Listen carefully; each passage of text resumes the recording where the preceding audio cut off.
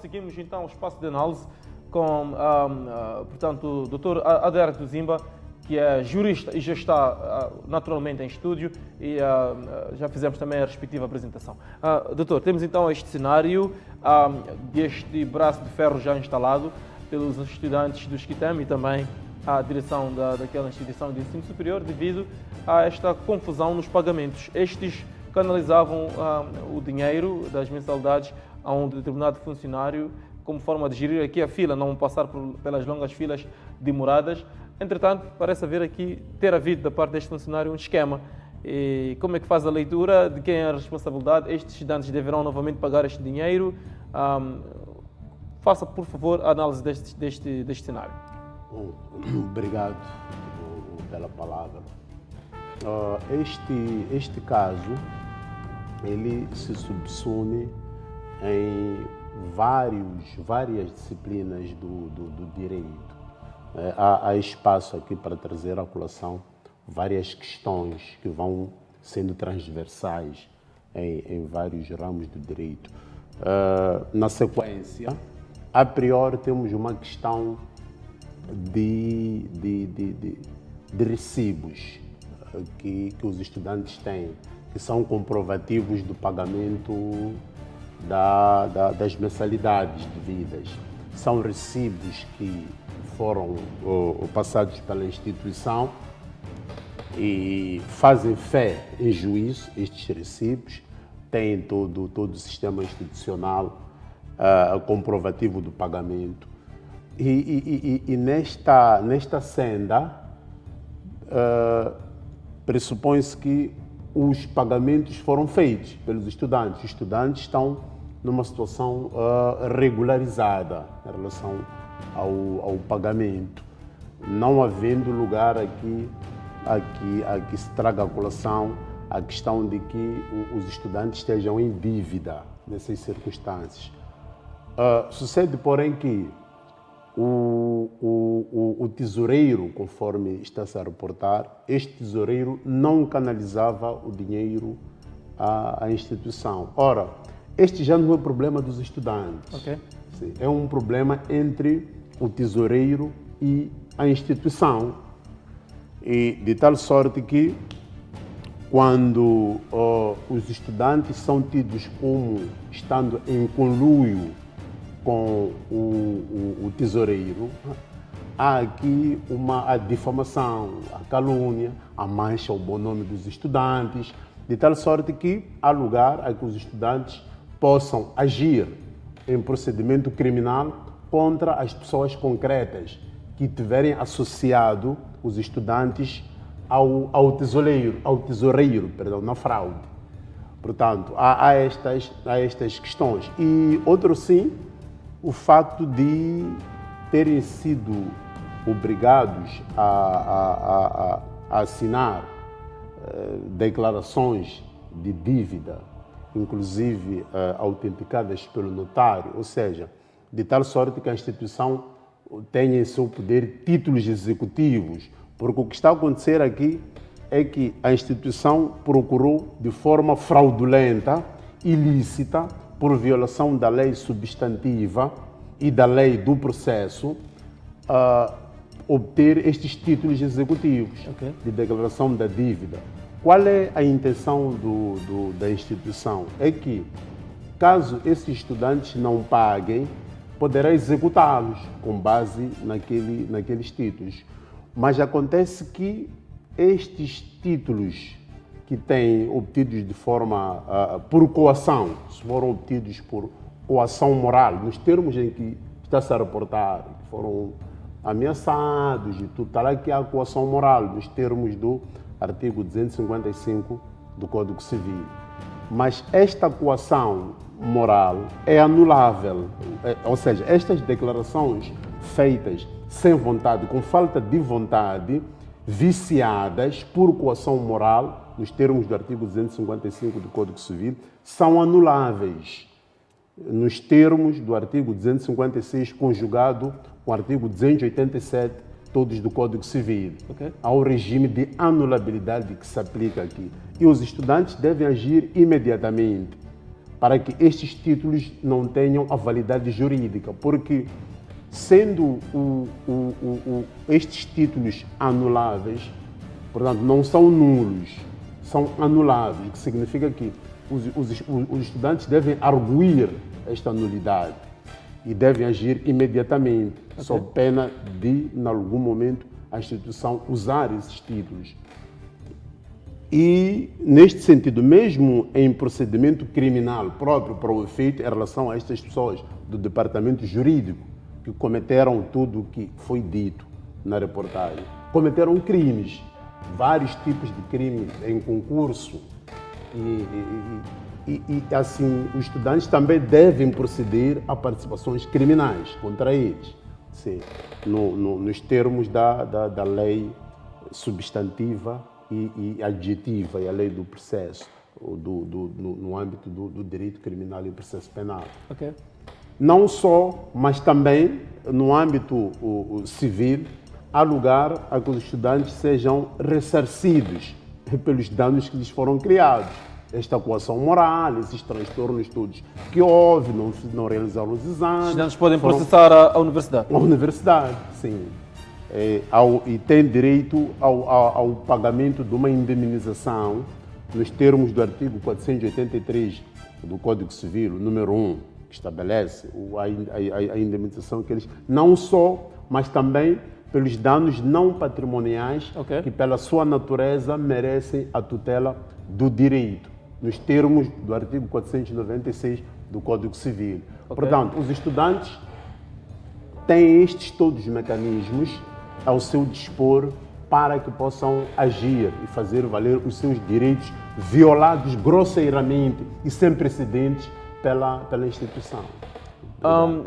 Temos então este cenário. O cenário já está instalado, a confusão está agora a decorrer.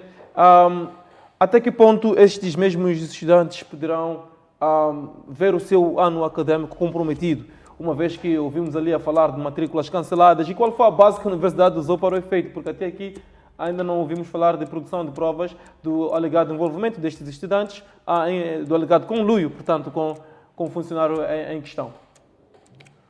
Bom, em relação à questão do ano letivo, realmente houve já transtornos neste sentido. Naquilo que for possível sanar, a instituição ainda pode sanar a realização dos exames e para que possa acautelar o efeito útil de que este ano letivo esteja salvaguardado, no sentido de que eles transitem para o outro de acordo com o seu mérito nos estudos. Isto ainda pode ser feito. Há arranjos que podem ser feitos institucionalmente, acordando com os próprios estudantes. Isto é possível. Ora, o que acontece é que, fora disto, há transtornos aqui que já houve em cascata em relação aos estudantes, tal qual como estava a fazer menção neste sentido.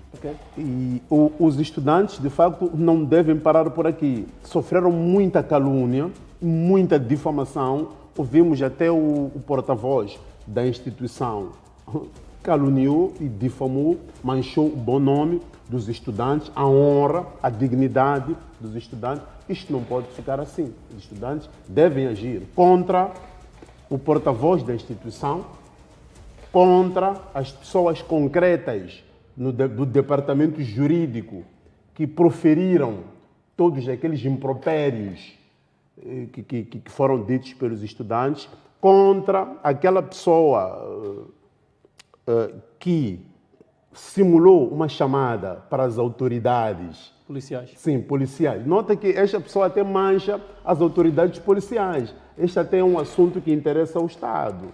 Porque aquela pessoa dá a entender que está em coordenação com as autoridades policiais, não é? Que manobra foi essa? Foi uma tentativa de arrancar uma confissão? Sim, foi uma tentativa.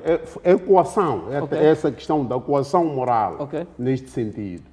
Sim. Então, houve ele para poder, e de facto obteve, porque o estudante acabou cedendo, pelo que acompanhei, no sentido de que foram ao Conservatório do Registro Civil, e autenticaram aquela declaração de dívida. Ele já tem, a instituição já tem em seu poder, em sua posse, o título executivo para a execução destes estudantes caso não paguem o dinheiro. É daí que estes estudantes devem imediatamente agir no sentido de anular aquela porque não servem, não é? Mas esta anulabilidade deve ser arguída, é nestes termos. Portanto, a instituição não está a fazer o seu papel em relação aos estudantes, até porque na relação das instituições de ensino, as universidades, com os estudantes, tem que haver um tratamento mais favorável aos estudantes, porque o objeto é a educação, é a formação da personalidade daqueles estudantes. Ora, este comportamento de pessoas de uma instituição de ensino, em nome dela, o mais grave é que é em nome, porque pode haver comportamentos isolados, tal e qual como houve em alguns comportamentos que consubstanciam ilícitos criminais. Houve comportamentos isolados, conforme estava a fazer menção. Mas é daí que vamos ao âmbito do direito criminal e do processo penal. Okay. Mas também a responsabilidade da própria instituição, neste sentido, no âmbito civil. E no caso concreto dos estudantes processarem a universidade, quais são, portanto, os procedimentos que poderemos aqui acompanhar? Indenizações, detenções, quais são as penas ou as sanções que a direção poderá sofrer em decorrência, portanto, deste processo? Bom, a priori o que interessa aos estudantes é que eles sejam ressarcidos ou por sucedâneo pecuniário, não é? Ou por quantia de dinheiro equivalente à mancha toda que eles tiveram, não é? Por causa da instituição, okay, imputada à instituição, neste sentido. É nesse sentido em que... Bom, pode haver lugar a outras medidas de outro âmbito, mas a priori, para os próprios estudantes, para o benefício dos próprios estudantes, é um sucedâneo pecuniário, é uma indenização. O que a universidade alega, doutor? Se em algum momento expulsou o antigo funcionário e também reteve alguns de seus bens, parece que isso não foi suficiente. Será que a universidade está a alegar que, ao pagar diretamente a este tesoureiro, os estudantes beneficiavam de alguma coisa, como, por exemplo, pagamento da metade da mensalidade? Qual é o argumento da universidade para apenas assumir que o seu funcionário portanto, responsável pelo desvio, tendo, desta feita, retido alguns de seus bens e expulso o funcionário em alusão, e para mais tarde continuar a pressionar os estudantes? Fica-me aqui a impressão de que acredita-se que o pagamento foi mediante uma espécie de uma fraude. Bom, esta alegação não procede da instituição.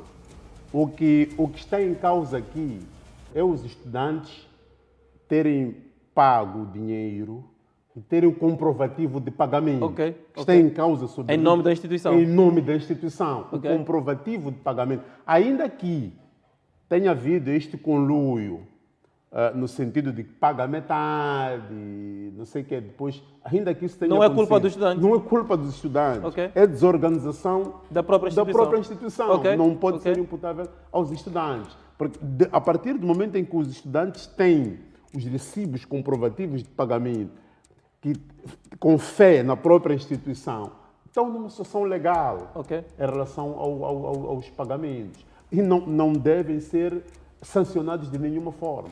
Portanto, é nesta perspectiva. Em nenhuma circunstância pode proceder o argumento da instituição nesse sentido. Ok.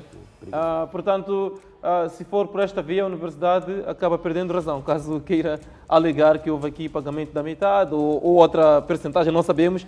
São hipóteses que estamos a levantar, mas se a universidade for por essa via, naturalmente que perde a causa. Perde a causa. Nem sequer pode alegar essa via. Não tem cabimento. Ok. Não. Então, será que os juristas da universidade não têm conhecimento deste dispositivo legal? Ou o que está a acontecer até que para chegar ao ponto da universidade se expor a este nível, de vir mesmo para a mídia? É porque, de alguma forma, poderia eventualmente, presumo eu, ter falhado aqui a questão da assessoria jurídica neste sentido? Pode ter falhado. É suposto que os juristas da instituição saibam Ok. isso, porque é de lei, vem da lei. Ok. Para a imputação subjetiva do tipo alguém, tem que haver prova de lei. Não basta só meras presunções e depois afirmar-se, é preciso que haja prova bastante.